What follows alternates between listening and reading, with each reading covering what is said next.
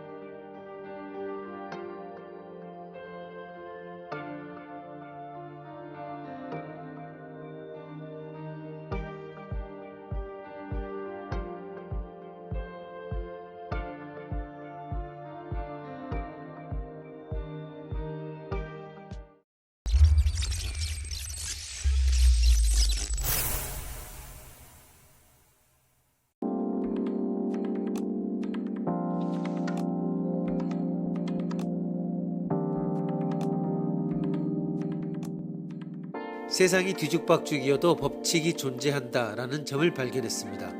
규칙은 없어도 법칙은 있습니다. 바로 확률 법칙입니다. 계산이 아니라 개념으로 이해해 봅시다.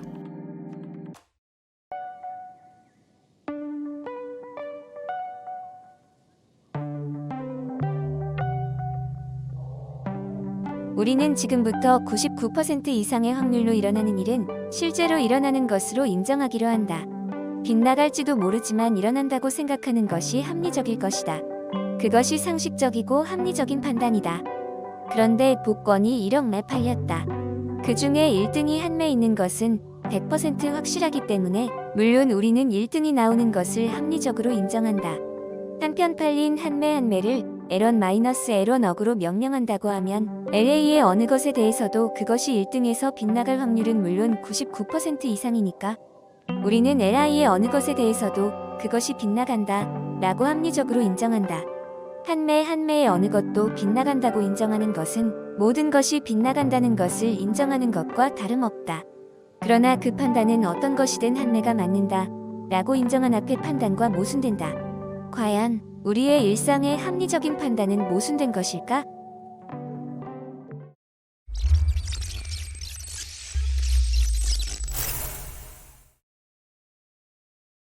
어떤 집합에서 어떤 멤버라도 성질 P를 가진다라고는 말할 수 없지만 성질 P를 가지는 멤버가 있다라고 말할 수 있는 상황은 일상생활에 많습니다. 어느 학교의 명부를 보고 그중 아무에 대해서나 학교에서 제일 키가 크다라고는 말할 수 없지만 학교에서 제일 키가 큰 사람은 확실히 명부 안에 있다고 판단할 수 있습니다. 합리적인 판단 A와 B는 합리성의 기준이 차이가 난다라고 하는 것이 아마 정답일 것입니다. 판단 A의 경우는 사상성이 기준이고 판단 B의 경우는 규약성이 기준입니다. 판단 A를 전 멤버로 넓혀 모두 빗나가는 복권이다 라고 판단하는 것은 판단 A의 레벨에서는 합리적이어도 판단 B에 의한 모두 빗나가는 복권이다를 의미하지 않습니다. 그러니까 모순에는 이르지 않습니다. 좀 더 근본적인 예를 생각해 봅시다. 햄릿이 죽는 순간의 모발은 n가닥이다 라고 할 때 수 n은 무엇인가? 어떤 자연수도 그것이 햄릿의 죽음의 순간의 모발수라고 단정하는 것에 신뢰성도 근거도 없기 때문에 특정 수 n은 존재하지 않습니다. 합리적 판단 A. 그럼 햄릿이 죽는 순간에 모발은 한 가닥도 없었다라는 것인가? 그럴 리는 없습니다. 햄릿은 현실적인 인간들처럼 0가닥 이상의 모발을 갖추고 있었을 것입니다. 햄릿이 죽는 순간의 모발수 n은 있다라는 것입니다. 합리적 판단 B. 판단 A는 햄릿을 현실 세계의 작품으로서 바라본 시점에서의 합리성. 판단 B는 햄릿을 허구 세계 속에서 바라본 시점에서의 합리성을 나타냅니다. 이 두 가지는 모순되지 않습니다.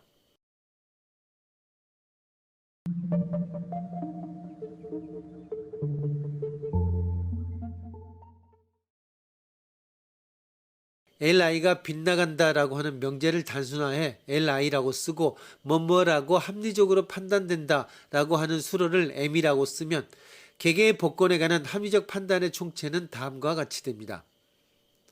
ML1이면 MM2이면서 ML3이면서 M1억. 이것은 한층 더 간단하게 다음과 같게 됩니다.